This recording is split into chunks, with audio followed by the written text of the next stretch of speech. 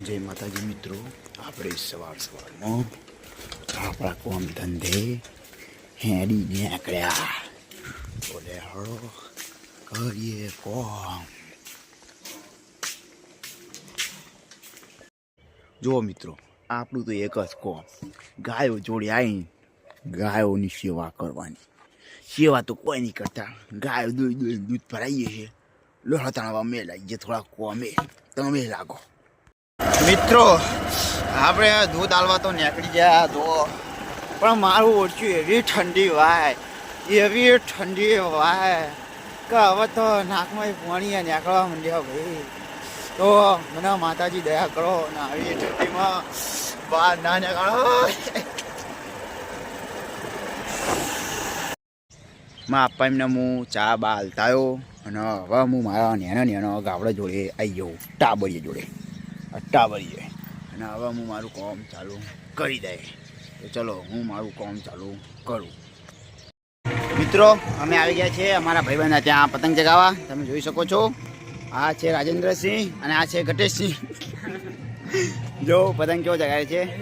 તો ચલીએ પતંગ ચગાવીને પછી મળીએ. 4:30 વાગતા જ આપણી ગાયો હોય કે આવી જઈએ આપણી જોડે આપણા વાડામાં. અને આ રહ્યા અમે બધી સાધન સામગ્રી તૈયાર કરી દીધી છે અમારી. આ ગાયનું ખોણ તો હેડો ખોણ પણ મૂકીએ, ગાયો દોઈએ. કાળુભાઈ અને અમારા ગોપાળભાઈએ હવે ગાયો દોવાનું કામકાજ ચાલુ કરી નાખ્યું ભાઈ. હવે ગાયોને વેઠી વાળી જવાના રહ્યા ભાઈઓ.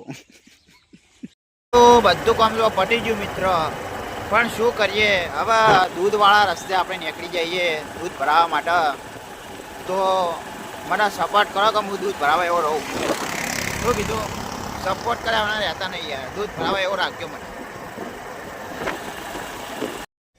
આપણે રાતના 11 વાગી ગયા, ભગવાનની દયાથી રાત પડી ગઈ છે. અને હવે આપણે આપણી ગાયો જોડે પાહા ટળી પડ્યા. એટલે કે આવી ગયા છીએ. તો હવે બીજું તો કોઈ બોલ્યા જેવું હોય નહીં, કે મને કોઈ બોલતા આવડતું નહીં.